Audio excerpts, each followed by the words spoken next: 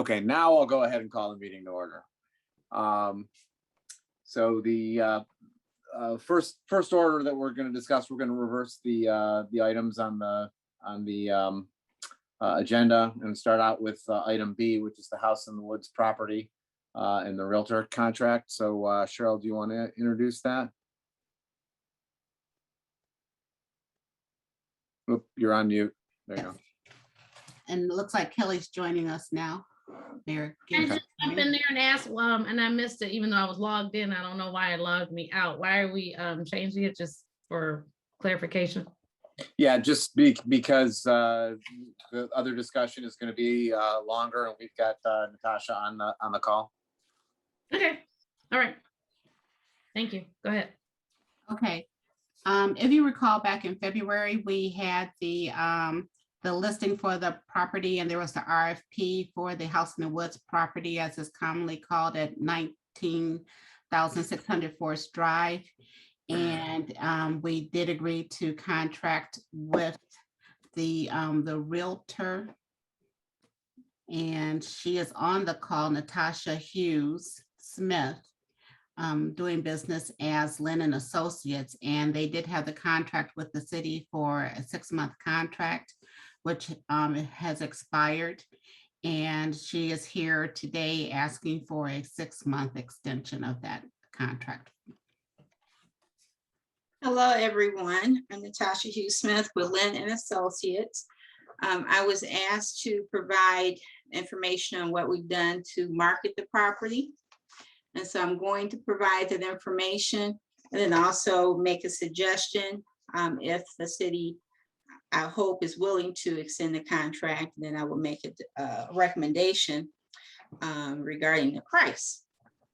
So to let you know what types of things we've done for marketing, it has been on 2 company websites, my broker's real estate website and also my property management website. It has also been listed on LinkedIn for both my broker and my page. Twitter is the same thing, my broker's page as well as my property management page. With Facebook, it's listed with the broker page, also my real estate page, and also my property management page. And I have done some Facebook ads as well as posting and advertising in Facebook groups. I have about 30 groups that I post, make posts regarding the property in those groups.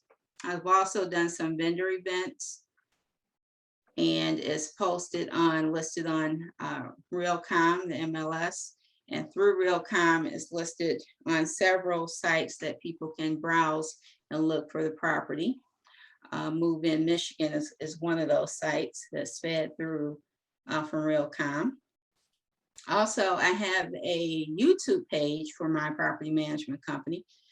There is a panoramic view video that's listed there. It's also listed on my broker's page, YouTube channel. Can you give us some dates when they were listed? Some dates. When the property was listed on those sites? It's listed weekly. Weekly, okay. Yeah. When did you start? When did you officially start listing it? As soon as the multiple listing service, you guys approved the contract, and it was listed on Realcom a couple of days later. So it's been, all of these things that I mentioned have been going on since February. Okay. And I have received several calls, inquiries about the property. And as you know, the market has been affected by COVID, and building costs have increased significantly from last year. So it's felt that that has affected the ability of the property to sell at the current listing price. The current listing price is $250, but when I look at the home values in the area, we're looking at like $271,000 to, at the highest level, like $412. So My broker has recommended that the city consider reducing the asking price, the selling price. Maybe you consider like between 150, 170 to help get the property sold because of the increased price in construction.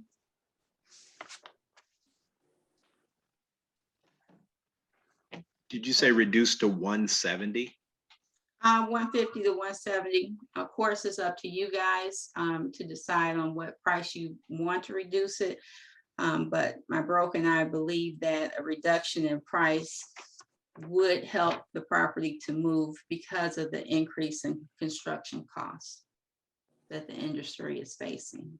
What's the comparative price of a property such as the house in the woods? Like I said, the range is like 271, and that's just a little bit over the asking price for the land. So with that taken into account, they would be spending over the value with land and building a home, and that's making it less likely to get a buyer because they would be overspending for that area. Understood.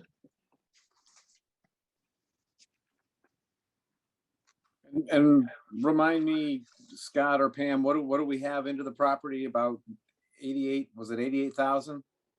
I thought it was over 100,000, I don't think it was, but counting water turn on and all the other activities.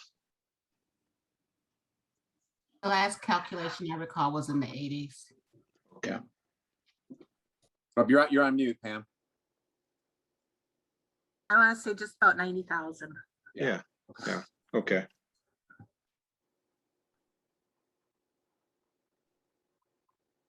All right. Are we discussing this or just hearing the recommendation and then? All it is today is just kind of discussing and hearing the recommendation. It's not going to be any action taken today. Right. Can I make one more request? If you do decide to renew it, I would ask that you put like, what am I trying to say? A request to me, like in writing, that you don't want to consider a purchase agreement or offer below a certain amount. Okay. Because I've had a person that contacted another realtor, the realtor contacted me, and then that potential buyer contacted me directly trying to offer just 50,000. And in order to prevent someone from submitting something that's not reasonable, if you would let me know that you're not going to accept an offer, below 80,000, which is your cost, or something of that nature. And then that way, if a potential buyer comes to me directly, I can just let them know without submitting anything that's not going to be acceptable. Now, if another realtor comes to me with a potential buyer with an offer for 80 or 50 or whatever, then I will owe you that financial responsibility to present it to you. But if someone were to come to me directly, I would have the authority to just deny it if it's something that's not reasonably acceptable. Okay, thank you. Does anybody else have? And yeah, I was saying, Natasha, was that the highest offer or the highest discussion we've had so far? That's been the highest that someone has made an offer, yes. Unfortunately. Okay. And then that person hasn't really even been serious, because I did go ahead and write up the purchase agreement. And then he said he wanted to have his attorney to look it over and all sorts of nonsense. So I have not received it back. And so I'm just hoping that you will put a cap so that none of us are wasting our time on something that's not acceptable. Understand. And your comparisons, the numbers that you were throwing out earlier, you were talking land only, correct? No, that's houses. Thank you for asking that question. those were price ranges for lots with homes that are selling for 271 to 412 at the highest. So if you look at the asking price of 250,000, coupled with the increased cost of construction, you add that on to replace, that home, that's like, for example, 271, you're looking at pricing them outside of the market. They would be overpaying and not likely to make an offer because they would be paying more than the value of the area. Right, understood that part. I just wanted to make sure I just wanted to clarify whether you were talking the Yes, value thank you, sir. of land or land and home, because the land, if that was land value, it seemed kind of high. Right. Thank you.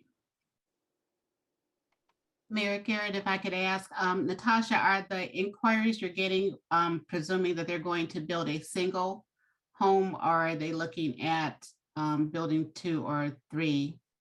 Everyone that's contacted me has been looking to divide the parcel up eventually and build more than one home on each parcel.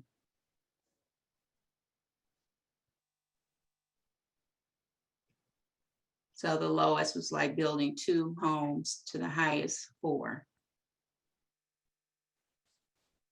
And then one asking about condominiums, like townhome style.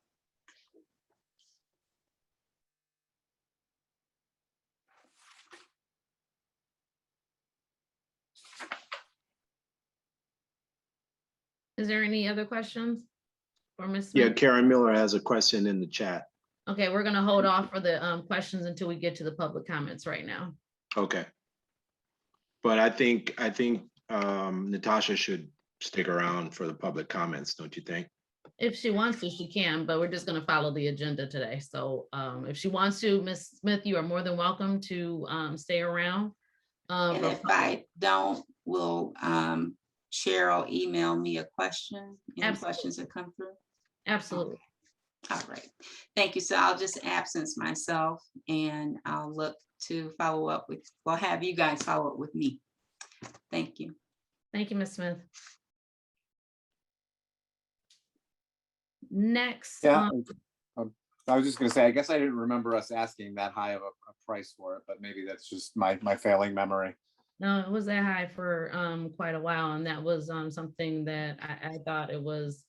I thought the property was listed pretty high, seeing that some of the homes were listed at that price. I thought it was high, but I also leaned to the fact that I'm not a realtor. Right, So, right. I wasn't sure what that really looked like. So, you're taking the expertise of a realtor. So that's something that we definitely should be talking about. Whether or not we're going to be opening this up to other realtors also. I mean, if you all want to continue to discuss it, we can.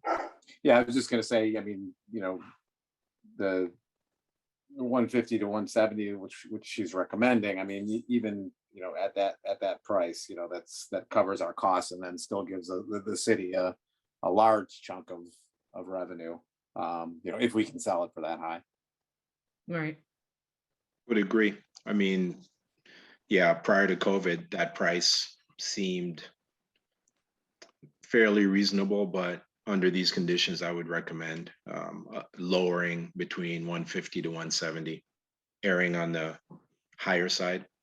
And again, just because I'm gonna keep saying this caveat that I'm not a realtor, is that I think that the price was too high, considering also all that had to be done on that property also, because I don't know if anybody's been driving around there, but I've been going around there regularly, and it is a bit much. And I'm sorry, before we even continue on, we need to do a roll call of all who was here. And your location, please. Sorry. Ian Ferguson, Lathrup Village, Oakland County, Michigan. 1 second, Ian. Oh, sorry. Tally started. Sorry. Problem. Clerk Tally. Yes. Madam Mayor, Present in Lathrup Village, Michigan, Oakland County. Mayor Pro Tem Cantor, Here, Lathrop Village, Michigan, Oakland County. Councilmember Medley, Councilmember Siddiqui, and Councilmember Ferguson. President, Lathrop Village, Oakland County, Michigan. Yeah. Councilmember Siddiqui emailed me while we were speaking saying he was not going to be able to make the meeting. And I mentioned, I don't think we were recording at the time, but Dawn Medley does not have internet, so she's not able to join as well. Likewise for Councilman Siddiqui. He texted me prior to starting. Okay. All right, so we will move on back to the House of the Woods property. We still continue. Yeah, I just wanted to point something out. So, I mean, you don't really need to be a realtor to understand what the property values are or housing values. I mean, there are plenty of tools that any of us can use. Zillow, for example. There's so many tools out there. You don't really need to be a realtor to have access to those. And we're assuming that this realtor has done her job. And so let's try to figure out if, I don't think it was priced too high given pre-COVID conditions, should I say. But yeah, under these conditions, I feel that, yeah, it's a good move. I thought that the property was priced pretty high. I still won't go back off of that one, only because, again, just driving over there, we were saying before the roll call, you're going to have to put someone who buys that property is going to have to put a lot of money into it just to clean it up, not to get it to where you can even build something, but just to clean it up, because it is really bad. So I mean, it's all opinion based at this point, but I think that if we continue with Ms. Smith, then it does need to be lowered. Part of me is also saying that it needs to be where we will also consider taking other getting other. Yeah. But that's just my opinion. Yeah, just a small comment. So given the previous discussions that we were having in council, it wasn't going to be one house. I mean, at a minimum, it was going to be two. And then we had discussions regarding townhomes or something to that effect, maybe in a smaller capacity. So I'm not arguing to say that the price, I still think the price was just right. I'm just saying, just given the scope, I don't think it was overpriced because we had several discussions regarding what would actually go on the property. But if I'm not mistaken, we also cannot tell people what to do with the property. Yeah.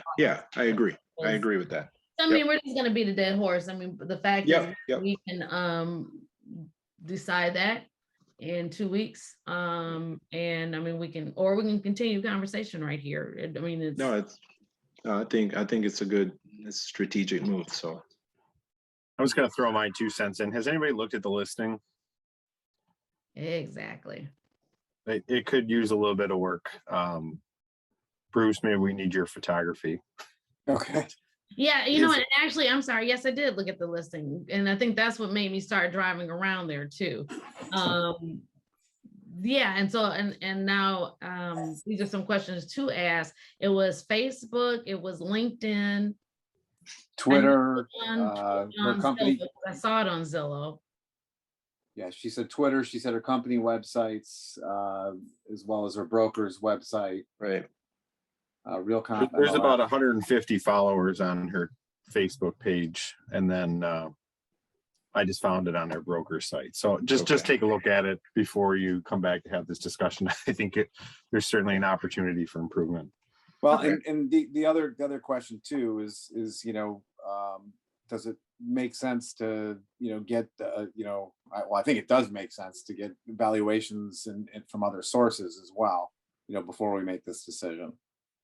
I mean, because we're in the midst of deciding whether to renew her contract, and she's saying, she's valuing it 150 to 170.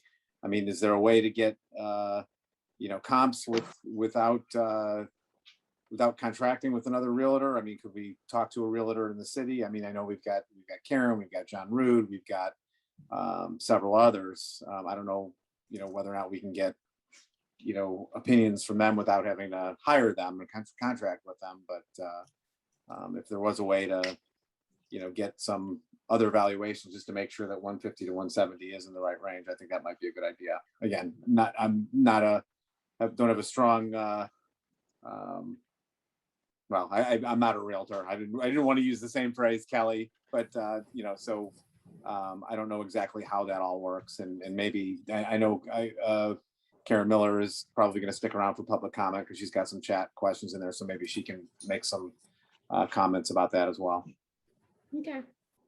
Well, One last question. Can Dr. Mitchell forward to me the realtor's full name or link for where the listing is? I don't think I have that. I think, Scott, you just looked it up, didn't you? Can you put it in the chat? I can put it in the chat. Okay. Thank you.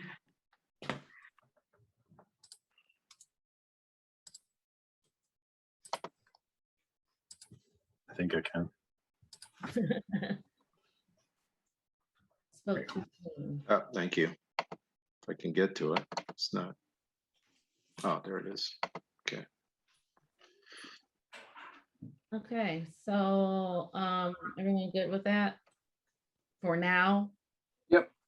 Okay. So what's the ask? Look at the Facebook post and then give our input, funnel it to Dr. Mitchell. Is that the ask? No, we're not doing anything until our next meeting, so you'll be voting on it in 2 weeks. No, I'm So- saying as far as the photos, how to improve it, that kind of thing. So we won't even be there yet until you decide whether or not we're going to extend, because right now it's just to extend the contract for Ms. Smith. And so then we can determine at that time, if we're going to extend it, then yes, we give her the suggestions of the site needs to be updated, or, where you advertise at, or because it could be like, there's some people that sent us bids or gave us some suggestions and they want, so yeah, that's where we're at. Understood. All right, thanks. You're welcome. Next up is the cannabis ordinance.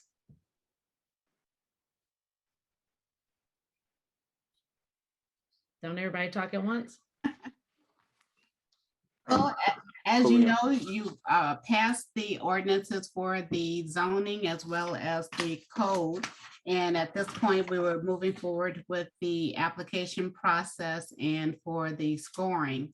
So we wanted to get some additional feedback from the council on some elements in regards to that. And some of those areas of conversation included the community benefits definition, the building and site improvements, security plan, and would there be an appeal process and what that might look like. And I think we'll start off with Scott, unless Susie has some initial overview you wanted to offer. No, I think the most, I mentioned it today. I think the community benefits section is probably the best place to start, since that I think that's going to be the place where most applicants are able to really differentiate themselves. So let's start there. Scott, that's all you. Really? You guys left this all for me? Totally all for you. Awesome. Thank you. You're so welcome. So yeah, one of the things that we've gone through as part of this is trying to be as equitable to all applicants as possible, but at the same time, still trying to set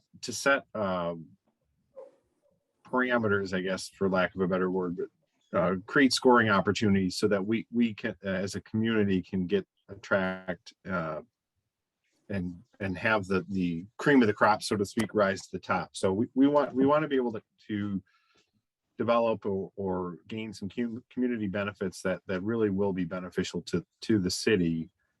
And so that's been part of the process that we've been struggling with, and why it's taken a little bit longer than we anticipated, is trying to figure out how to do that, because we don't want to necessarily disadvantage one applicant over another simply based on site location or site size, but we want to be able to provide them with opportunities to provide the city with a benefit that's going to be, again, it's going to be something that the city really could utilize. So those are the types of things, and I'll, the one example that we've talked about that comes to mind deals with parking. It's no secret that the city is at, parking is at a premium for the commercial properties in the community, not only for a potential cannabis business, but for even our existing businesses right now. Jagged Fork, some of the other ones that really, we've had issues with parking overflowing into the residential streets. This is an opportunity for the city or for a potential cannabis business to really help the city out in terms of developing a parking lot that's fits our ordinance as far as shared parking goes, and would allow for some of these other developments to the overflow parking, which would still be usable for them. And again, not necessarily on site of the potential cannabis facility. So the city would look at, potentially a municipal lot or something if the applicant were to propose developing something along those lines. So that's just one example, and we wanted to get some feedback from the council on other ideas or other things that you felt might be beneficial, or things that the city could kind of I don't want to say request, but highlight as areas that would earn an applicant some extra points. And we have said in our discussions, and I think that this will remain, is that we're really directing anyone who's any applicant towards the projects that are detailed in the capital improvements plan and updated annually, as well as directing them to the implementation strategies that are part of the newly adopted comprehensive plan. So, I mean, it's certainly, I'm not expecting us or the application to list every single possible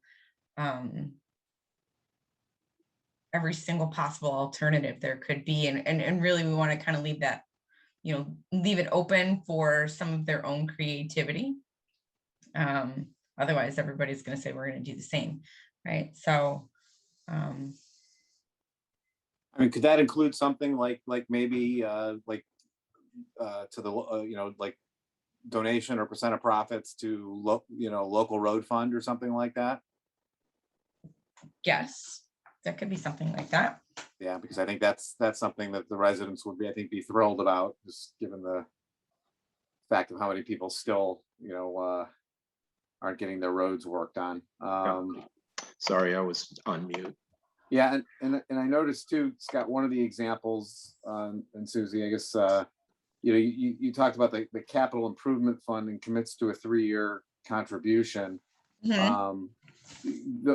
I guess the one thing I don't like about that is it's a defined contribution as opposed to something that's ongoing. I mean, it might be better. Well, and maybe this is something that they propose to us as part of giving them the creativity to score more points, but maybe it's something like 1% of profits on an annual basis or something like that. So that way it's a constant continual contribution to the community, as opposed to just kind of a one and done kind of thing. Yeah, I think that was one of the things we talked about, having kind of an other category catch-all for that, and then using those contributions and setting up what was it, Susie, trees for trees or something? Yeah, trees for trees. That's my tree replacement program. I think that's what we should have. Just and that's you're absolutely right. We don't necessarily want to put out a list and say this is what we want, everyone offer the same thing, and we want let's see what these applicants have, and if they are going to be if they truly are going to be interested in having a positive impact on the community, then let's see what they put forward, and then we should reward them accordingly in terms of scoring on their application. So that's kind of, like I said, that's been the real struggle that we've had, trying to think a little bit outside the box, more so than just give us some of your revenue. And how do you do the scoring. So is it subjective? I mean, I wouldn't think subjective would be legally defensible. So let's say, you know, applicant A says, all right, well, we're going to build you a new parking structure, you know, on the north side of town, and applicant B says we're going to, you know, let's say that parking structure is $50,000, and then applicant B says, all right, we're going to give you, you know, 1% of our sales on a yearly basis, you know, which, let's say that's, you know, $5,000 a year or whatever. You know, how do you score the two? How do you say one of those gets 10 points and one of those gets 5 points so that it's legally defensible? I think that's where, you know, that's where we have, you know, the wish list for the community. So obviously our larger need, I mean, we've got several properties that have been identified as redevelopment ready as part of our Main Street Oakland program. You know, utilizing one of those properties, I think deserves some sort of recognition and benefit. And that's something that we had talked about, that they could get, you know, additional points for targeting or utilizing targeted properties for their benefit. So again, you know, cannabis businesses are not allowed in the village center, but, you know, that doesn't mean that we can't have improvements in the village center. So again, just kind of looking for outside the box thinking for some of the, you know, for the applicants and setting up the framework so that we allow for that. Right. But I guess what I'm asking, and maybe I wasn't clear, is like, but how do you say this applicant, in my example, applicant A gets 7 points and applicant B only gets 5 points? So Well, I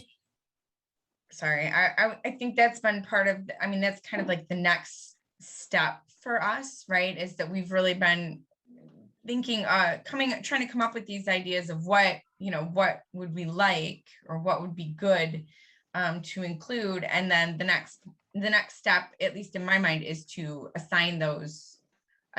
So like, you know, like a mixed use parking structure, like in Ferndale, right? That to me is, it's a huge ask. Okay. Like it's borderline maybe unreasonable to like ask for such a large item. So that would be, you know, maybe that's 20 points, 30 points. But if you are going to, you know, that's like the Red Ryder BB gun on your Christmas list. Right. You know, Yeah. that's a Right. good So you think that would Let be me- legally defensible if we listed out, you know, 10 different projects and assigned different points to them, and, you know, then they all the applicants have essentially the equal opportunity to score the maximum amount of points. Yeah, and it's Yeah. up to them, like, hey, if 5 applicants want to say they're gonna build us a mixed use parking structure, well, yeah, all right, have at it. I mean, we don't have that many licenses, but you know what, I think you get where I'm going with that. You know, I mean, it's up to them to choose what they can actually commit to. And if someone can actually commit to doing that, then they deserve to get, you know, those kinds of points. We have kind of talked about, you know, maybe we just say each item is worth 5 points.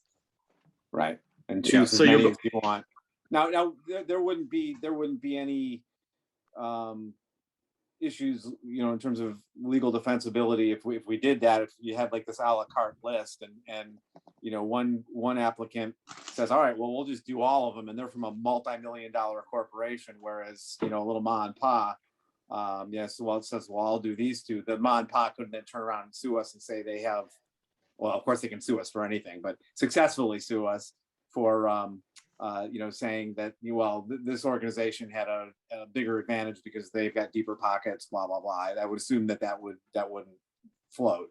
I think we shouldn't worry about lawsuits because the reality is most of the cities that have opted in have been sued before and after. So Yeah, our no, goal is not to do that. Our goal is to say, okay, what do we need in the city?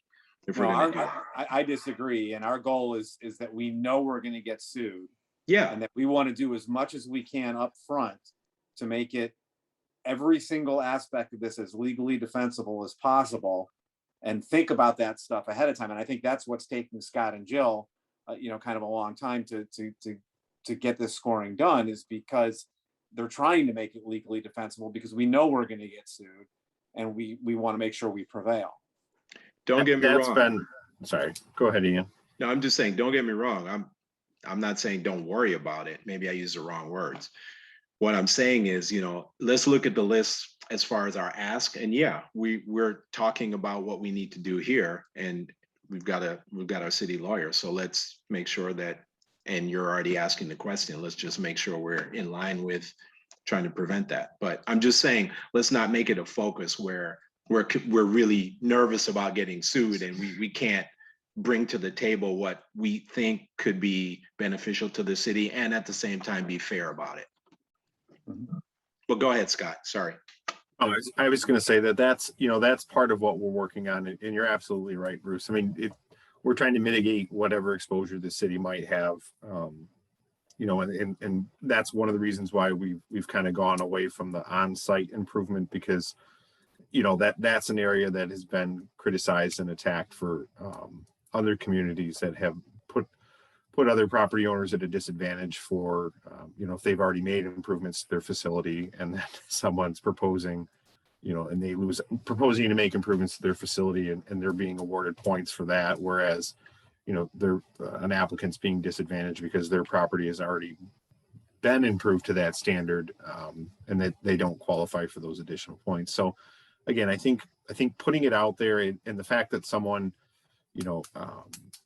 maybe is not in a strong financial position, well, it certainly might subject the city to some sort of liability or litigation. I don't know how successful they would be.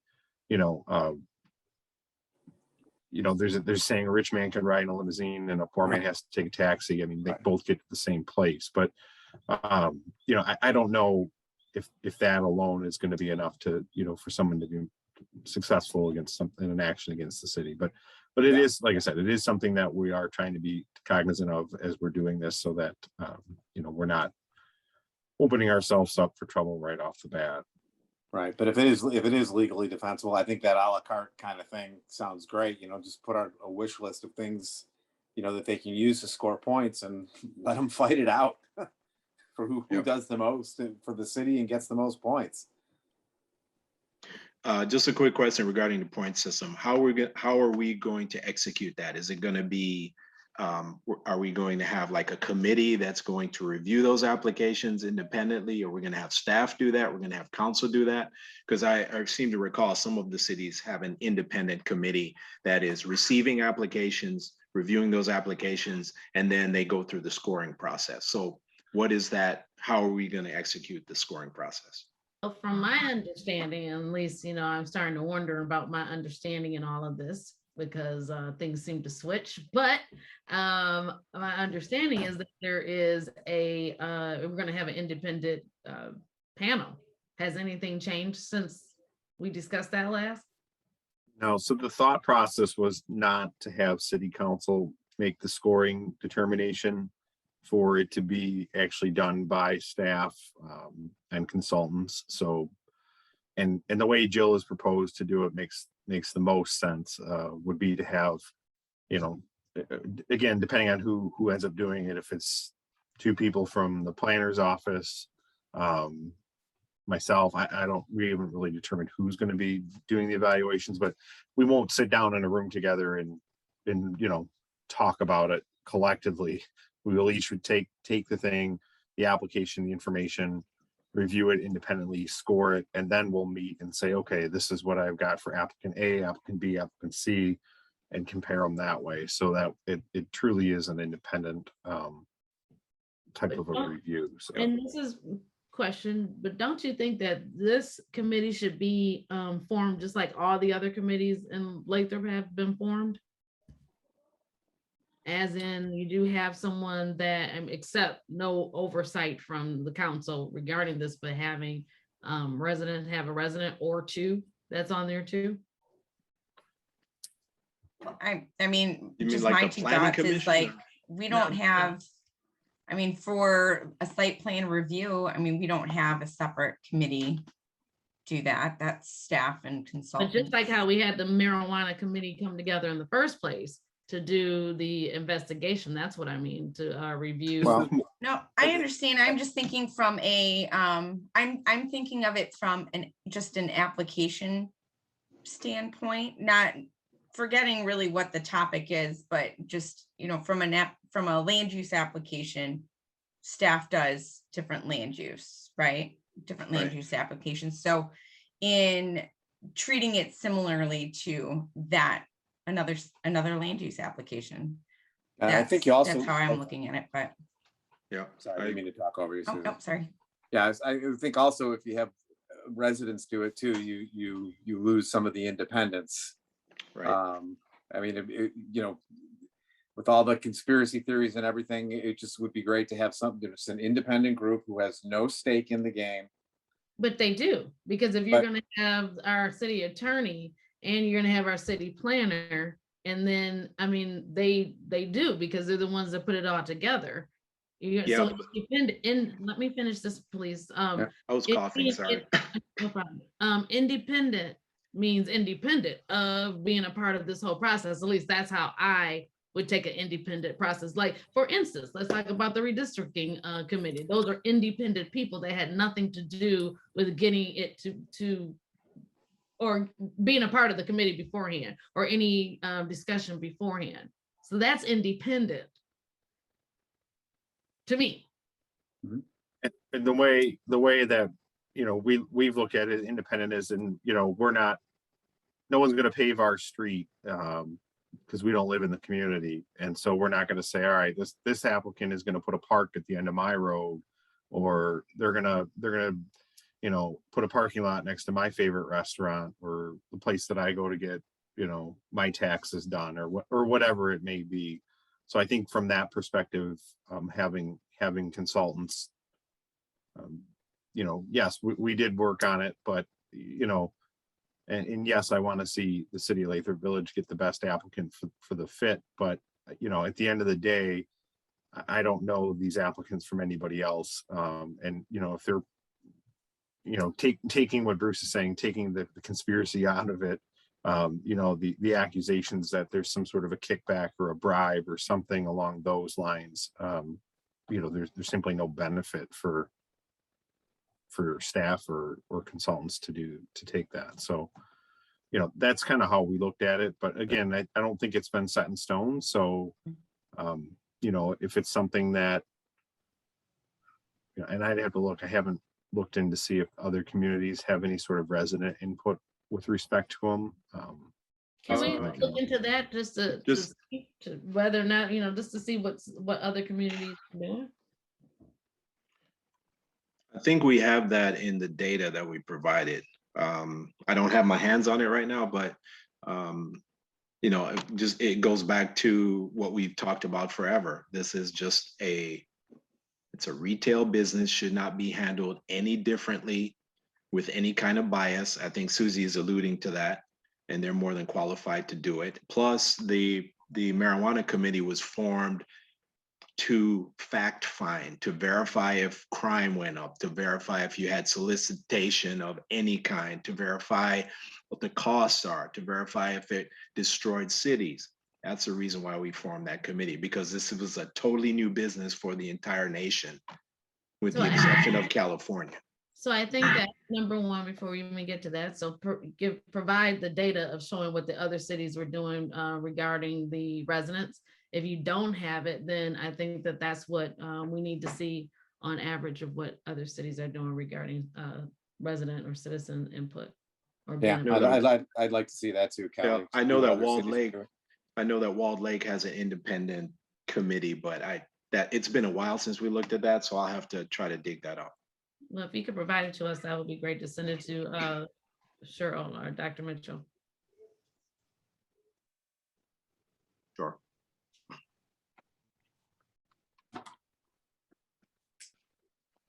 So let me just clarify. So the ask here is to just create a laundry list today, or because Scott started by saying, what's the input of council? Do you need to know what our input is now? Do we send it to you by email? And then what's the next step? Yeah, if you guys have something that, if you have something that jumps out at you right now, let us know. If you have something that you think of tomorrow, send us an email. I think we're probably going to meet again either next week or the week after. We haven't finalized it yet, but but yeah, so, you know, this is something that we are still moving forward with, and I will look into the other communities, what they're doing, and try to get some feedback from that. Just kind of thinking through in my head how it would look if we had a cannabis review board or something similar to our property tax review board, Right. Board And of Appeals. So and it's not a terrible idea, but again, I want to see if there's a precedent for that, and you know, how those individuals would be vetted, and what the criteria would be for someone to serve on that. So Well, what jumps out at me, and I believe we've been severely underfunded for several years now, and that's Parks and Recreation. So we're going to be understaffed, and we're severely underfunded when it comes to improvements in those parks. And it's been like that for well over the 6 years. So that's one. you Yeah, kind of cut I out would- there, Ian, but I'm thinking Did you were you- saying some benefits that provide to the Parks and Rec board. Yes. And that's, Yeah, Parks and Rec plan. and that's kind of why I brought up the capital improvements, because I know he's Right. got, or Parks and Rec. There was a lot of Parks and Rec projects in that particular. Sorry, hold on, guys. I need to kill something. It was a mosquito. Sorry. I know there's a lot of improvements that were in that capital improvements plan. So that's why I think that document's going to be very important Right. moving forward. So Yeah, I mean, just some things that come to the top of my head, Scott, and again, I think these probably will might all end up under capital improvements. Or one, the roads, the local road fund. I think maybe alleyways, in the alley corridor, some of those are just dreadful.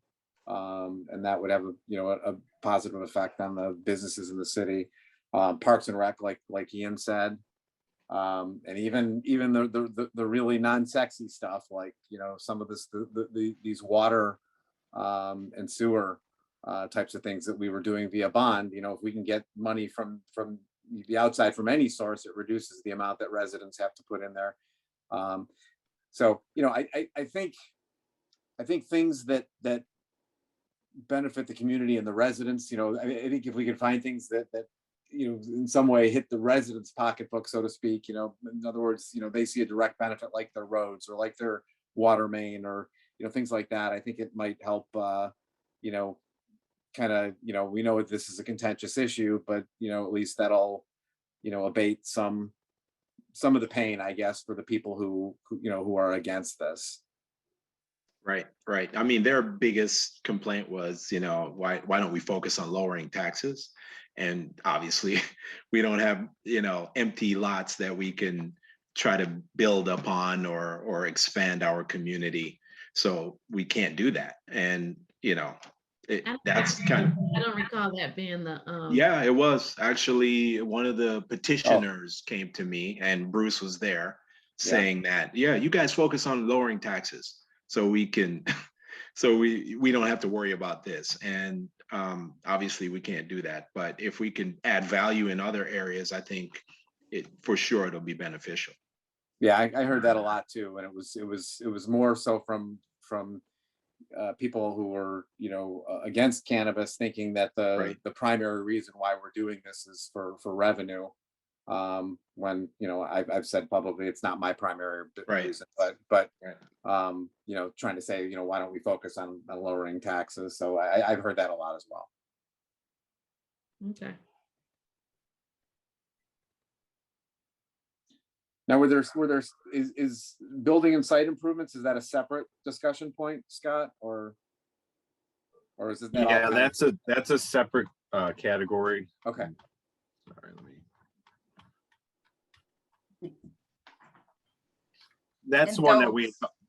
Go ahead, Sorry, Jill, Steph. if you got it up, jump in. But I would just say that's the one that we alluded to a little bit earlier, as far as Excuse From me. the last council meeting, I think. No, that we talked about trying to keep it equitable between the buildings for those properties that have already made the improvements. Right. Right.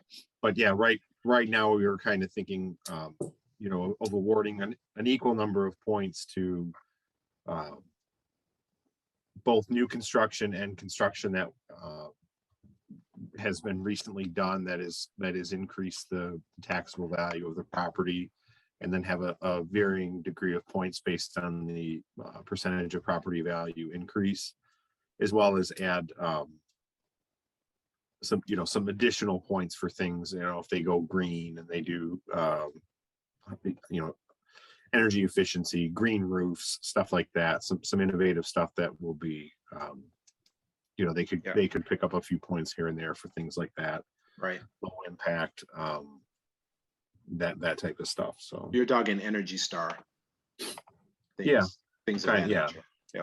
I mean, we didn't really define it, but we just classified it as, you know, green improvement, recycling, wastewater. I mean, some of the facilities, I mean, and this is more so for the grow facilities, but I mean, some of them are zero emissions. I mean, they maintain everything on site, process it, recycle it, and then, you know, reuse it in their process. So right, not really applicable for a provisioning center, but certainly could look for someone that's, you know, solar, again, just other ways that they could be, you know, a little more green, reduce the carbon footprint a bit. So I understand. Just one thing I've been thinking about, and it's totally outside the box, and it may be absolutely crazy, but you know what? I've done crazier things in my life, and this is one of them, running for council. So let me just throw it out there, because over the last 27 years, we've had serious issues with people crossing Southfield Road. And we always hear people say, why don't you just build a bridge over there, you know, a walking bridge or a riding bridge? I say put it on the list, because if we want to close the gap between one side of Southfield, Lathrup Village, and the other side of Lathrup, I think that's the best way to do it, especially if you want to put it where people are coming into City Hall. I think that's the central part of it. So let me just throw that out there. We definitely need some sort of walking mechanism that will not injure anyone. And I'm not talking walking in the center of Southfield Road, which is very dangerous. I can't double down on that. I want them, and I'm going to put it in the capital improvements plan, but crossings, right? I've already started I've already kind of put the bug in the road commission's brain that I fully intend to be a pain in the butt about that. So, Yeah, it makes sense, but let's talk openly about crossings, because right now Southfield Road is at 45 miles an hour. Yes. They want to increase that speed. It's going to be difficult to do crossings unless you do traffic lights at the crossing. You know, the flashing X. Yeah. Yes, hawk signals is what I will be. Yeah, it's going to be very dangerous. And, you know, we know that whole planning commission thing or road commission thing is way behind schedule. Doesn't have bike lanes, doesn't have any of that, doesn't have, you know, ride share, all the things I talked about in the last couple of years. So yeah, we got a lot of things going on. Just a nitpicky question, Scotty. You know, you were talking about, you know, existing improvements that have been made within the last 12 months. Where would that 12 months begin? Would it be when the date that we start taking applications, or the date that the ordinance went into effect, or? It would probably be from the applications, and we actually did talk about, I mean, there hasn't been a whole lot going on in the last year just because of COVID, and maybe extending that out a little bit more, but you know, in terms of commercial redevelopment, right, there hasn't really been a demand for office space. I know it's nitpicky, but just want to make sure you guys were thinking about it when you yeah, no, we had talked, that's one of the things that we had talked about, and I do think we had mentioned, one of us had mentioned extending it out on that basis. Mm-hmm. Yep. What else was there? What I don't see, and maybe I'm overlooking it, but there's not a scoring for someone that's already a property owner in Lathrup? There are, I do believe we had talked about and put in awarding points for Lathrup residents that are stakeholders in the business. Also awarding points for employment of Lathrup residents, Mhm. and then women and minority owned or stakeholders in the business. Yeah, we talked about, we have that, we kind of brainstormed that in under the community benefit. So under the community benefit, is there a score for former or present residents? Not in this, Not for former, I mean, we've talked about specifically for existing residents, minority, women-owned and/or women-owned, and whether or not they will be hiring Lathrop Village residents. Right. Yeah. We've talked about, also to, as a further benefit to residents that may be employed there, how much higher their wages may be, are they gonna get, minimum wage, or are they gonna get, 25-50% higher Mhm. than the minimum wage? Yes, Scott, just curious, I know it was my suggestion back in the winter, I think, when you were taking suggestions for us on the, awarding extra points to existing business owners. But then as we got more into it, I started wondering whether or not that particular aspect would be legally defensible. Because, obviously if somebody's not a business owner here, they didn't have an opportunity, any equal opportunity to score those points. So is that something that we can still do? The other ones, the minority and the wage and all that seem to make sense. And I would, at least in my armchair law degree, seems like it would be defensible, but this one seems like it might not be. That was one of the challenges that, not exactly on point, but that Traverse City did face, was because they had already had existing medical facilities. And so their scoring system put those existing facilities at a disadvantage. And that was the issue that they had with their, with the way they set theirs up. And that was not, they had to change that. They weren't able to, because so changing it or providing, so what was being proposed would be the inverse of that, and actually providing a preference for existing businesses, I think would fail on the same, application, the same principles there. So. Right, but the other ones seem like they would someone who be doesn't good. have a medical, the medical marijuana, someone who's been in the city of Lathrop Village as a business owner for years, could possibly have someone that's an outsider who's never had any type of commitment to our city whatsoever, would still, they would not get any type of extra points for that. Just yes or no, no additional. No. Okay. Can I ask, would a medical marijuana, I'm sorry, just provisioning center, I have to say it that way just to keep it general. A provisioning center owner that is a high achiever in another city, would they get extra points for that? Because they're bringing value if they're submitting an application just based on what they've done in previous cities, and you understand what the track record is. Would there be a point or any points available for that? I don't anticipate awarding them points for having facilities in other communities. Now, That are those successful, that's the key. That are successful. Again, that's, I'm not going to go and research every other Yeah, applicant that, what they're doing, but I don't think, I think what you'll see is that applicants that have had prior experience going through this process will do a better job addressing the areas that are going to score them more points. And so I think you might see a correlation, although I don't believe it's necessary or appropriate to award points for an applicant that has another facility. Again, we're trying to find things that are going to benefit Lathrop residents. One of the things that I looked or thought about, they talk about, and this is under, community health and education. Right. It's always about like helping, addiction or whatnot. But what if, we awarded points for an applicant that did something, something different, that's a benefit for the residents,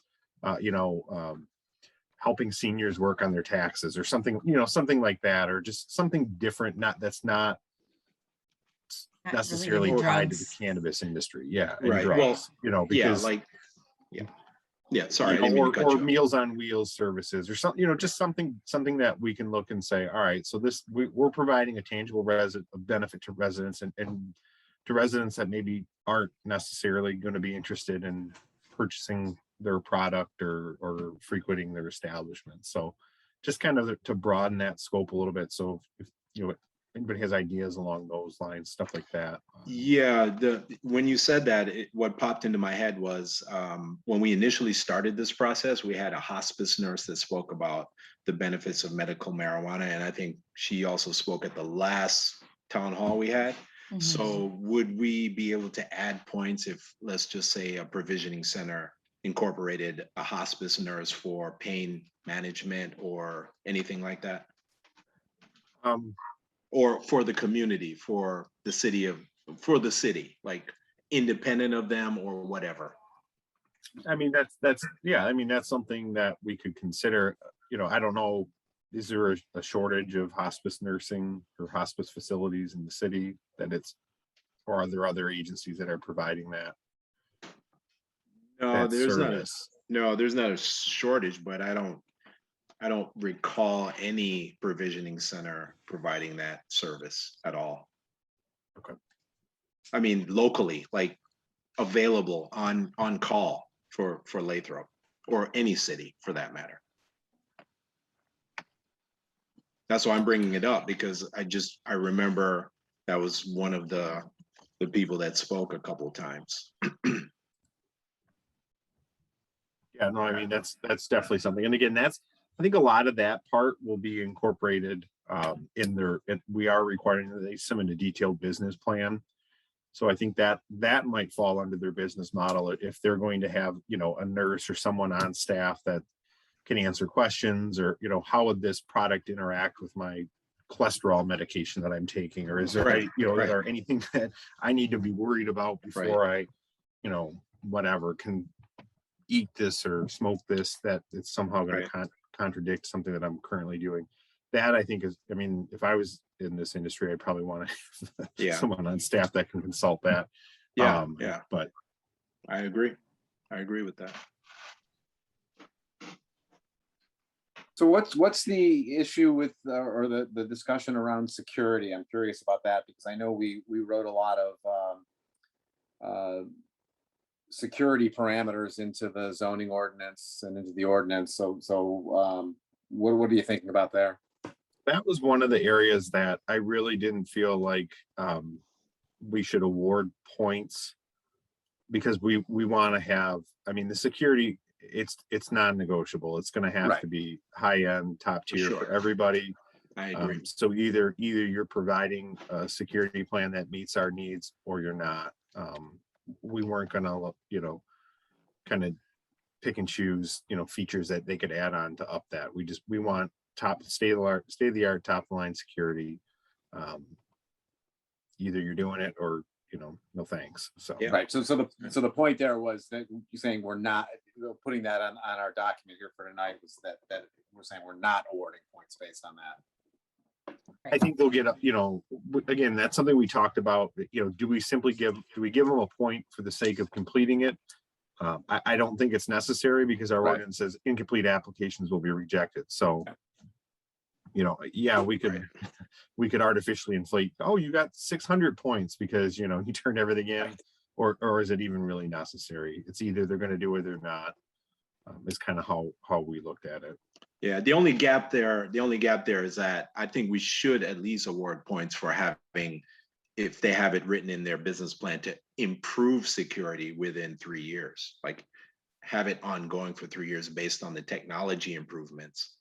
I mean, at least look at it to see how you can improve that security system.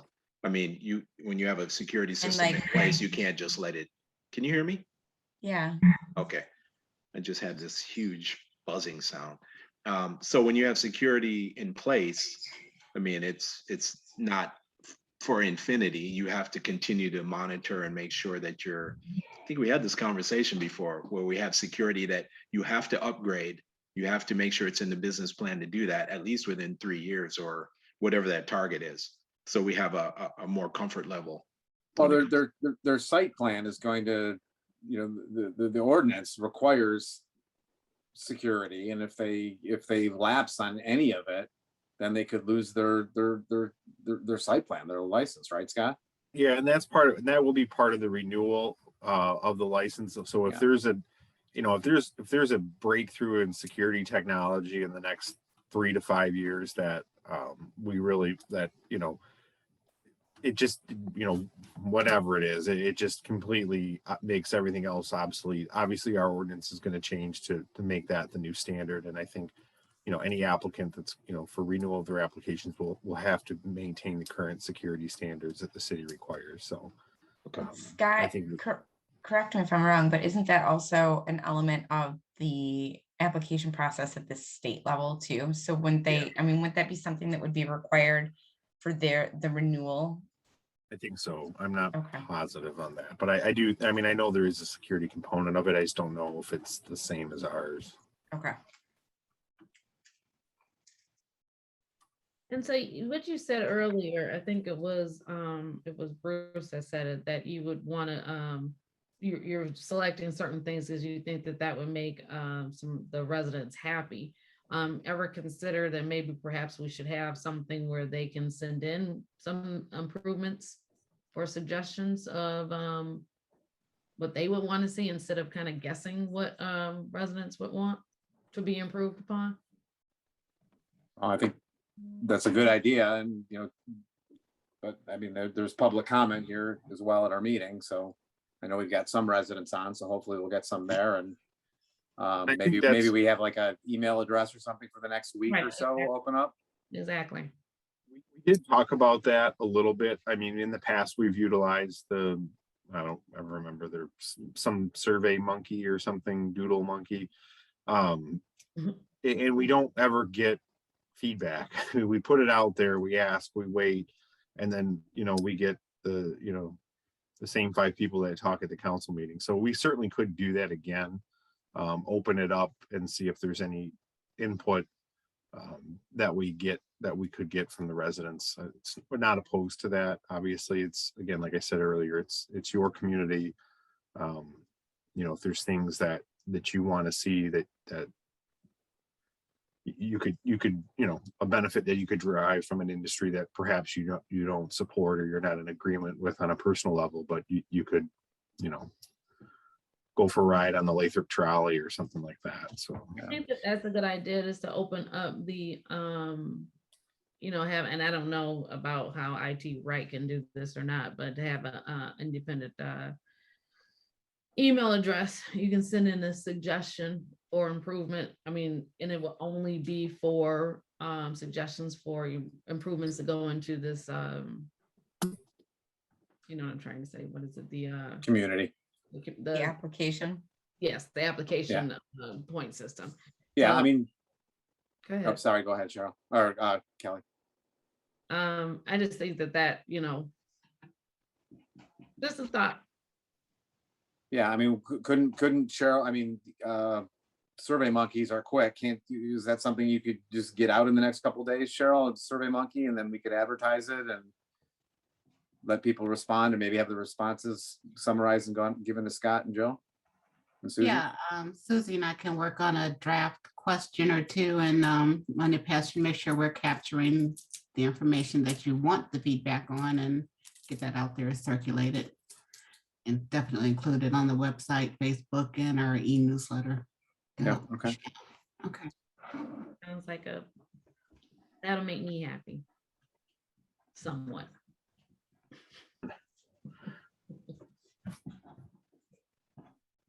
What else?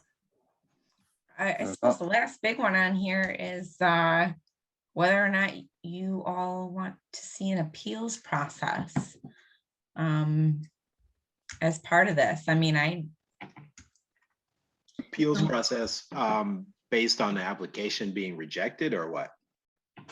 application rejected, or yeah, I mean, like Scott's mentioned before, and it's kind of all over the draft, like incomplete applications, not going to review them. So, I mean, do you want there to be an appeals process for applications that are rejected for a variety of reasons, or maybe they don't Feel like this score is what they thought they deja were vu. gonna score, or Scott, what are other communities doing? I mean, because I got to imagine that everybody who if we have 30 applicants and we're going to take, I can't remember what the Jill's flow chart said, if we're going to take the best 4 to finalist process or whatever, we're going to have 26. We're going to have 26 people who are going to appeal.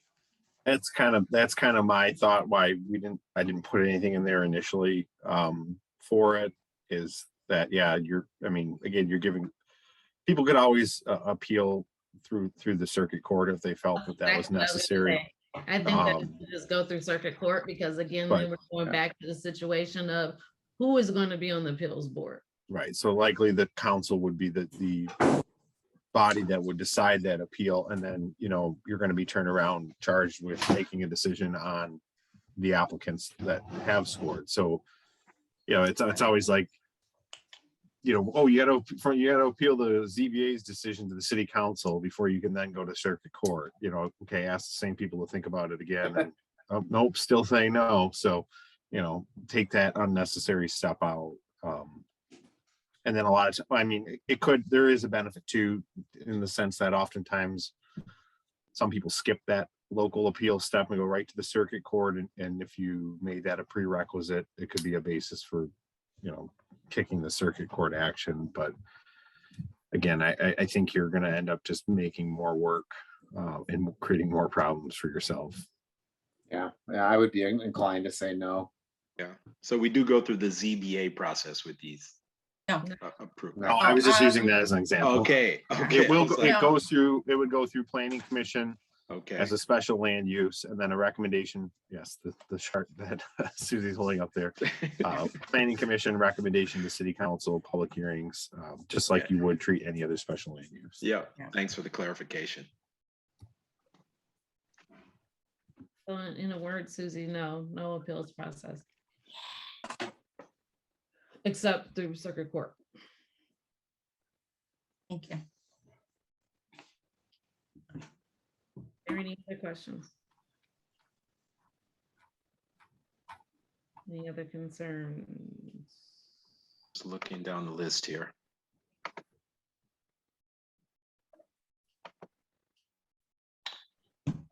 So,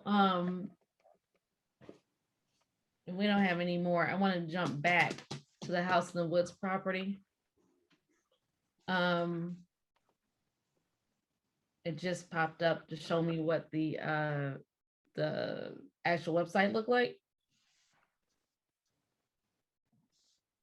Oh, in my comment or in the chat.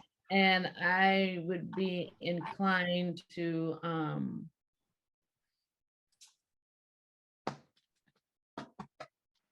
maybe open that up for bidding. It's been 6 months already, right? Mhm. Like I said, there's opportunity for improvement there, I think. Absolutely. But I'm just saying that if I just saw that. But anyway, that was just my thoughts, that everybody probably should review the council should look at the website, and then when we get to in a couple of weeks, just that can be a part of it. Yeah. Any other any other discussions regarding discussion items? Yeah, just I seem to recall we didn't get a whole bunch of hits on the realtors that are interested in listing that property. I mean, it took us a while to get to the point where we are now. So I don't want people to lose sight of the fact that we had it out there forever, and we even had a local. What's the problem? You said we had that out there forever, as in Like trying to find a realtor to list it, trying to find a realtor to manage it, because we started internally, meaning within the residents. We had a resident realtor that. But you did. Even I have to say, that was, to me, with that one, that was weird. Also, to say, because Lori Bell should have been the person that listed that property, and I still don't understand everything that happened. And so, I think that. Yeah, I mean, I'm not complaining. I want to make it clear that to the residents that we did everything possible to try to list it correctly. we went through a lot of painstaking processes that didn't work. And now here we are saying that, it's not there yet. So I get it. I totally get it. I just wanted to make that clear. This particular, my thing is, when I read the packet, is that this particular realtor wants you to pay again to have her listed. And then I'm looking at the listing and I'm sorry, it was not appealing whatsoever. Not that I don't know how you can appeal to a piece of property that is, the way it looks, but I guess I would have. Bruce, No, I get it. We get it. probably could have done something with the pictures, but I'm just saying that maybe, sometimes it's not a sprint. Sometimes it is a marathon. And so maybe I get it. up to just say, here's again, put it in, you can put it in Southfield Sun and looking for realtors. I mean, there's ways that we can maybe step outside, think outside the box of how we can get some other people, or tuck your tail between your legs and go back to Lori Bell and ask her. No, I mean, Yeah. I get it. I mean, I'm not saying let's go backwards. I'm just saying let's, move forward. Well, I'm for sure saying let's move forward, but I see what we got from moving forward. And before we spend any more money on this particular realtor, I think that just needs to be a discussion that we truly, we really look at everything on this. Yeah, I mean, I looked at that listing as well, and how you sell that property without a drone aerial photo is, crazy. That would be, to me, that would be like the first step, bare minimum. Or at least take pictures with leaves on the trees. Or take pictures of, take the pictures of the neighborhood to show what is, that Right. is how you get to the property or something. This, I mean, I'm disappointed. So I'll put it that way. Just That's what I meant by an aerial photo. You see how it fits into the community and what you're getting and how big the developable part of the property is. And Hey, Bruce, it sounds like a project for you. We have No. we have leaves on the not when you're trees paying right now. somebody. Not when We you're have paying leaves on the somebody. trees. No, seriously, you just need, maybe you need best case, worst case, 5 photos. You're paying somebody to sell your property, then they're supposed to do the most that they can, make sure that. I get it. I get it. So I, though we know that he takes very good pictures, unless they're gonna pay him, I'm sorry. I get it. We don't want to get you in trouble anymore, Nope. but yeah, I think we did everything possible. I mean, we tried to get the best bid, and we submitted an RFP out there, and all you can do is just get people to respond to it, and then you make a decision, which is what we did. So are you saying to continue the contract? No, I'm not saying that. Not by any stretch of the imagination. I'm just trying to bring us up to speed to how we got here. I'm not making a recommendation to extend that contract. No. And just as a point of clarification, if I recall, the first time we went out, we were looking for a developer for the project. Right. So it wasn't as though we were just looking to outright just sell it. So this was a slightly different approach than what we had initially. Right. And to add on to that, Cheryl, we were totally unclear as to what we wanted. Right. Lori Bell got the short end of the stick because She did. we were not clear and we I kept agree. changing what we wanted. So I agree. So it's not that Lori did a terrible job. It's just we didn't know what we had no clue on that. It's been sitting around forever. So I think that, consider how we can find some other, just see if another realtor, I don't know what that looks like, another realtor wants to submit, I don't know. So in terms of direction to staff. I was trying to get to it, and I'm trying to think that through. well, I mean, why not open up? We got the RFP, so it's not going to take us much time to modify that. So why don't we put out an RFP again for a realtor, and she can apply with whomever else we get, and we'll make a decision again. I agree with that. Maybe just open it up there, a shorter amount of time, even though I don't think the RFP was open that long last time either. Open it up for 2 or 3 weeks. I mean, the property's been sitting there for 5 years, Yeah. but we had 2 weeks to do another RFP, or 4 weeks. It's not gonna make a difference. And So the consensus of council at this point is to reissue an RFP for a realtor to represent the property. The sale of the property. Okay. What's I the will- criteria for that RFP? be the same as before. I haven't heard any. Guys,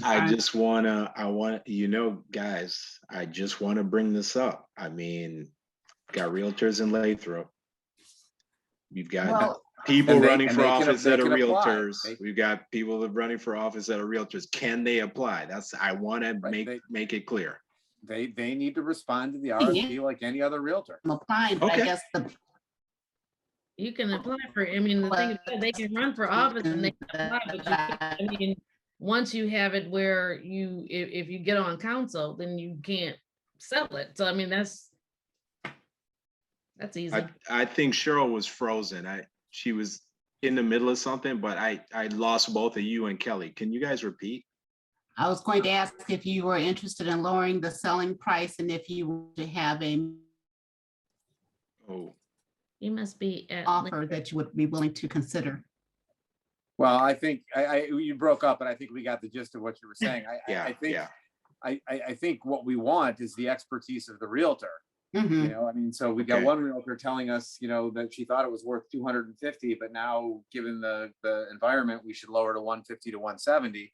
Well, that was kind of going back to the comments that I made when we were discussing this, wondering if there was a way to get another, viewpoint. So I think, whatever realtor we decide to go with, from this new RFP, we're wanting to get their expertise on what they think we should be asking. And they'll have an additional data point because they'll know we had it out there for 6 months at $250,000 and it didn't sell. So. right. So Kelly, you broke up when you were speaking. Can you repeat what you said? You said something about someone being a realtor and running, and I said they can answer at RFP because that doesn't, just because you're running doesn't guarantee that you're going to get on council. And so once you get on council, that's a whole different story about selling city property. So. Okay. All right, that works. And Thanks. I will double check because again, I did not go to law school. I didn't even take one class. Well, I did take a business law class. We But- have a lawyer online. That's exactly why I'm deferring over to our city attorney. Yeah, Scott usually at that point would have said, no. Right. Oh yeah, he Scott, was. he stops me all the time when I'm You're talking. lying. I think you guys are putting the cart in front of the horse here on this one. Let's see. Let's Hey, get the I'm RFP just- out there. Listen, See what comes I'm back, just and being then as we can open address as that. possible, and I don't care No, who gets offended. I mean, I just want this process to be clear, and you could make me the villain. I love being the villain. So I have no idea what you are talking. I have no Right idea what you're talking I have about either. no no, idea. I'm saying I had to ask the question. I mean, it's just obvious. Are we opening it up to also residents? Are we going to bring Lori Bell back in? Maybe she has a different viewpoint on it. I mean, are we going to just be Whoever very open? answers the RFP answers the RFP, and Okay, then that's we fine. can look at it from that point of view. I mean, That's it's, I agree with that. preferably, Then. in my world, yes, it probably would be better to have a resident who is a realtor that knows the area and things like that. But it depends on who answers the RFP. I just would Right. Right. and leave it at that. Right. Okay, that'll work for me. Thanks. Okay. Any other question or conversation on any of the discussion items?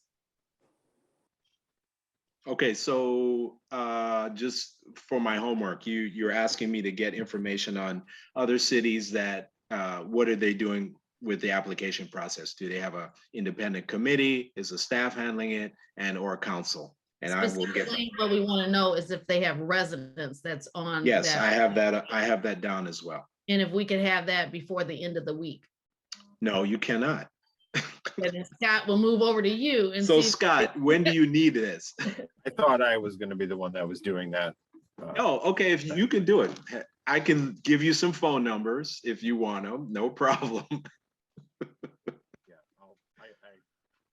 I got it covered. Yeah, no, I think that's something that would be appropriate for, myself and Jill to Okay. bring back. And then as part of our working document here. We'll update that and update council next time this is on the agenda. Okay. All right, and then just to follow up to that, Scott, based on what we talked about in our pre-meeting on Thursday, so we should have, a draft to look at our next meeting. Yeah, let me see. Next meeting is the 27th. Yeah, I think that's possible. Again, we haven't scheduled our next session yet, so I'm not sure. It might not be until we have back-to-back meetings. So the 27th is a Right. council meeting, and then the 4th is a study session. So it might not be until the 4th. Right, so we that's in line with what we had said. We had said either the end of September or the first meeting in October. Okay. Okay. Moving on to mayor and council comments. I just want to explain how email requests go. So starting off first, we have received a lot of emails, lots of emails. If your email has all of the council on it, usually I will respond to it and I will take all of the council off with the exception of Mayor Pro Tem. And that's only because if anything happens to me, at least he's in the loop and he'll know what's going on. So it's not that we're not trying to share with other council people. We are trying not to violate Open Meetings Act. So that's why we don't respond that way. In addition, I have received requests from a couple of people to send information that was sent to me directly to send to them. And while I appreciate that, but there is still a process, and that is still requesting any of our emails, any of our communications, it still has to go through a FOIA process. And the FOIA process, which I believe it might be online, and I don't want to be, I don't want to call a liar right now, but I believe the FOIA process is online, but it is a process and it does take time. And as I was looking up the whole FOIA, researching what FOIA is and how you get to how long it takes for you to get the information, it was saying that it really depends on how in-depth the request is and how long it takes for the FOIA, for us to return the FOIA to you. So it's not that, I don't want to share my emails with you because it's not a big deal to me, but I also am going to follow the rules and forward that over to the city clerk. And then also, again, just wanted to reiterate to everyone about the fact is that, yes, you can send an email to the whole board, but you're going to get a response from either myself, or you're going to get a response from the city attorney, or you're going to get a response from the city manager. And I can say this, if you receive a response from myself, the city manager, or the city attorney, we're all not going to respond again also. We unless there's some egregious, misinformation that was sent out and that we need to stop you or stop whoever is responding, usually you would not get a response from all three of us, especially if the city attorney is the one that's responding. Not trying to say that you don't know what you're talking about, Dr. Mitchell, but I will say that when it comes to the legal side of it, you'll get a response from just the attorney from that. I think that was all I wanted to say about emails. Was there anything else about emails anyone wants to add? Nope, that was good reminder. That was a great reminder. Thanks. Okay, and then now council comments. Any? I'm gonna let Bruce go first. I don't think I have any. Yeah, so I don't have much other than, again, the butts along adventure we went through was very painful. Scott Baker, I have to tell you, it was bad. I got to tell you that. If I don't tell you that, I am going to be accused of not doing my job. It was a nightmare, absolute nightmare. And to be honest, I don't know how we got through that. And I told Mayor Pro Tem Cantor this. I said, you know what? We should have did it in-house. Make me the villain. Put me on that committee. I will make the decision after going through all, all the applications and reading all the laws applying to affidavit. I would make that decision, not the way Butts Along did it. It's just, number one, it really deterred residents, just people that are excited about politics in a good way, to actually engage and say, you know what, I think I could run. And I think here are my policies. I want to bring this to the table. I want to partner with some people, and the staff is a good staff to get to. Those people are not going to come to this council seat after what we went through. You're going to get angry people. We've got angry people now. We've been dealing with angry people because they don't think we know what we're doing, to be honest. And they are only communicating one way, Scott. They're sending crazy emails across the board, which is what we just talked about. They're not even engaging in person. They pretend like they don't even see you in person when you try to engage with them. That's what we've been dealing with for 6 months. Bruce, you can stop me at any time, but you know I'm absolutely right with this. I've tried to engage these individuals by email, and they absolutely were really loving my emails, and I was really responding. And I tried to engage them in person. It is not working. And this Butts Along part of it didn't help us.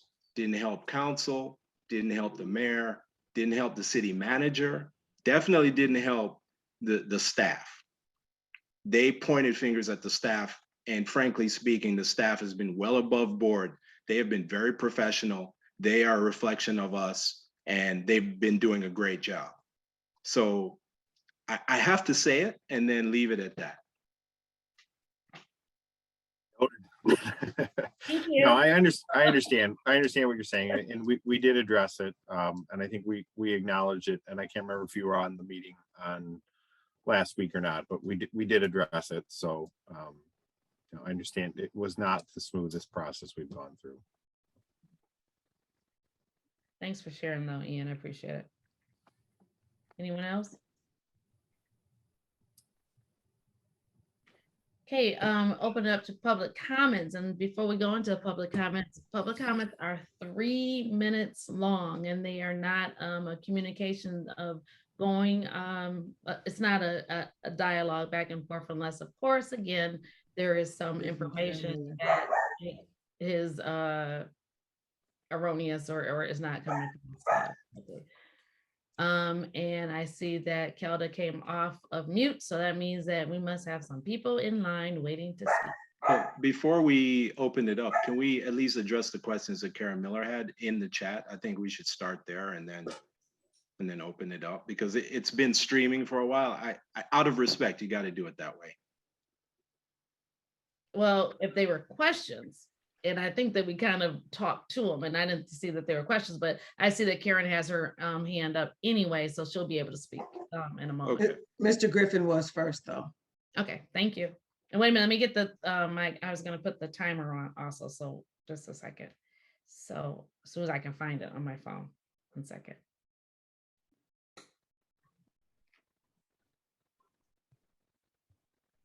I almost put it on 30 minutes. We would have been here for a while, so sorry. Well, okay, go ahead.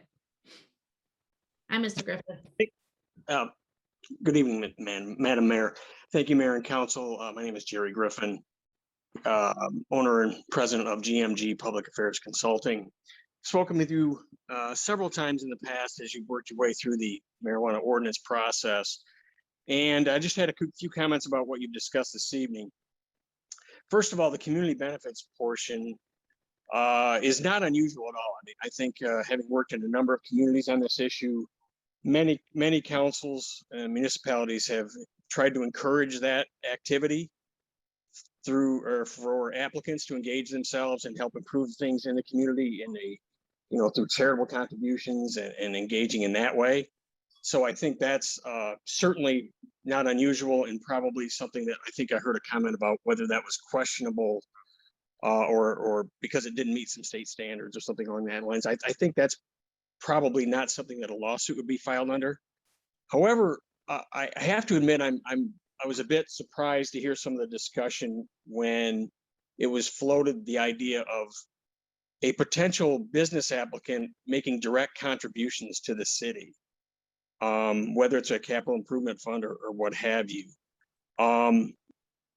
Having worked in local government for a good long time prior to this current, what I'm doing now, I know there's some legal questions about whether you can actually even do that or how you would have to do it. Now, I might be misinterpreting what you guys were proposing, and if I am, I apologize. But I would strongly encourage you to make sure that however you decide you want to move on that there are no legal questions as to whether you can actually do that. I mean, we're not talking about a tax capture here. We're talking about direct cash contribution to the city from a potential business applicant. So that's something I would be real careful about. I'm sure you've looked at it in some manner, and I would just really encourage you guys to be careful in how you do that and make sure that however you do it, that you don't run into any legal questions there. I wish you, of course, the best of luck as we move forward on this. One last comment for Councilmember Ferguson as it related to his last issue that he was discussing in terms of engaging with residents. I can tell you, having worked in local government for a long time and been involved in a lot of cities, what you're going through there, you name the city and it's happening there too. So it's an unfortunate thing that you guys have to deal with, and I wish you the best when it comes to having to put your hands around some things like that. But anyway, I appreciate your time, and we look forward to engaging further as you guys move forward on this. Thank you. Thank you. Right at time.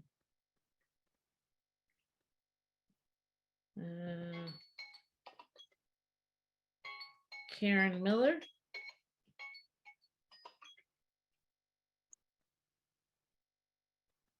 Yeah, muted. Hello? Yep, you're ready. I'll make a comment. Oh, did we lose her? Let me start this over again. I don't want this to be wrong. Okay, can you hear me? Now we can. Okay.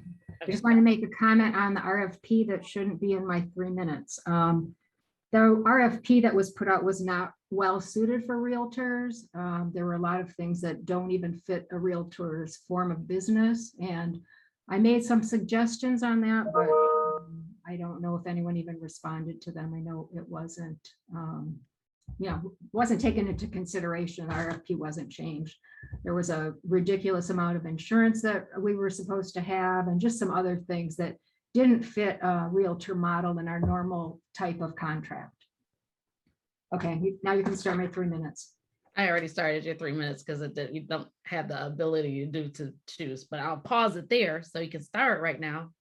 Okay. Go ahead. As a candidate for city council, I would like to comment on the events of the last 8 weeks. Nominating petitions for city council were due in the city clerk's office July 20th by 4:00 p.m. By 6 o'clock, the unofficial candidate list was posted on the Oakland County Elections website, red flag number 1. A candidate had filed for 2 seats. When questioned, the clerk's office said he would have to withdraw from one of the seats. The afternoon of July 23rd, the official candidate list was posted on the Oakland County Elections website, red flag number 2. The name of the candidate that filed for 2 seats was crossed off of the partial term list and the name of a new candidate was added. City staff was emailed July 23rd and asked about this mysterious chain of events. No response. Another email was sent, no response. Because the city wasn't responding, and an email was sent to the county clerk, to the Secretary of State, and to the Attorney General's office. The city attorney responded July 29th in an email stating that the candidate had gotten his paperwork in on time and that he would be on the ballot. This raised more questions as Michigan election law doesn't allow for any changes to be made to filing paperwork after the filing deadline. More emails were sent. We were eventually told that the city is responsible for deciding who is qualified. Fast forward to your special meeting on August 23rd. It was announced that there had been lots of phone calls, emails, and FOIAs regarding the nominating process, and it was decided that everything should be turned over to Butts Along. The election commission was established, and it was decided they would make a determination of candidacy based on the Butts Along legal opinion. At the Election Commission meeting held on September 3rd at 3 o'clock, Butts Along recommended disqualifying 3 candidates. One of the 3 candidates had other major errors that for some reason were never discussed, the same errors that we were questioning. It was determined that the 3 candidates did supply a second copy of their affidavit of identity, which is what we were being disqualified for. But 2 of you brought up a 4th candidate that you believe made a major error. The Election Commission then voted to disqualify the 4th candidate. At this meeting, it was now stated that everything had been focused on one candidate rather than the many previously mentioned. Butts Along was praised for their thoroughness. The candidates were scolded, shamed, reprimanded, and told we were only concerned about ourselves. Thank you, Ms. Miller. Yes? Your time is up. Thank you. Wow. Do we have someone else that wanted to speak? There are no other hands raised at this time. We do have a question in the audience, which was, did current Lathrup Village businesses have a point system to determine if they were a good choice for Lathrup Village?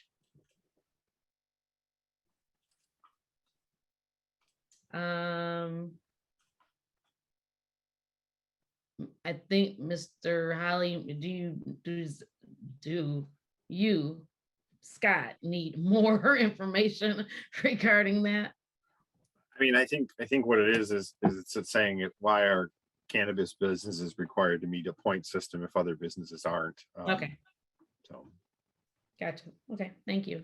Is there anyone else that would like to speak? Can you hear me? Yes, sir, can. Your time starts now. Thank you, Mayor, and thank you, City Council. Marvin Holly, Lathrup Village, Oakland County. Okay, just to piggyback off my question there. The reason why I asked that is simply for the purpose of clarification of the discussion tonight pertaining to these particular businesses that were in discussion as to the ordinance for them. I was questioning as to, it seems sort of fresh in the communication about what to do to benefit from these businesses. And with the other businesses that are already established, that's the reason why the question was posed as to whether that was already a blueprint or something of that nature. Thank you. Thank you. Kelly, can I just make a quick comment there? Sure. Yeah, the only thing I just want to say that the only reason why there's a point system here and there weren't point systems for other businesses is because there's a license to be awarded here. And and there's only a fixed number of licenses and there will be more candidates than licenses. So there has to be some way of scoring and determining who gets the licenses and who doesn't. Thank you. Thank you. Is there anyone else? Oh, there is a comment in the chat from Ms. Miller. She didn't get her 3 minutes. Ms. Miller, I turned on the timer as soon as you started speaking. It is public comment, and as soon as you start speaking, it's 3 minutes, not to determine your different subjects that you want to talk about. It's 3 minutes total, and just like everyone else, keeping it fair, you got 3 minutes. If there's something else you would like to say, you can feel free to raise your hand and we can give you another 3 minutes.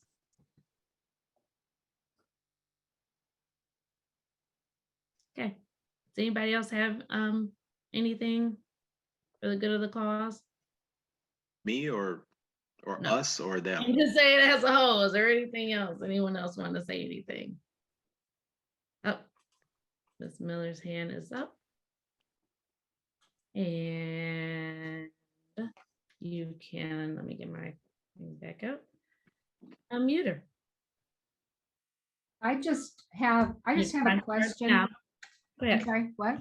I'm saying your time starts now. Go ahead. Yes, okay. I just have a question.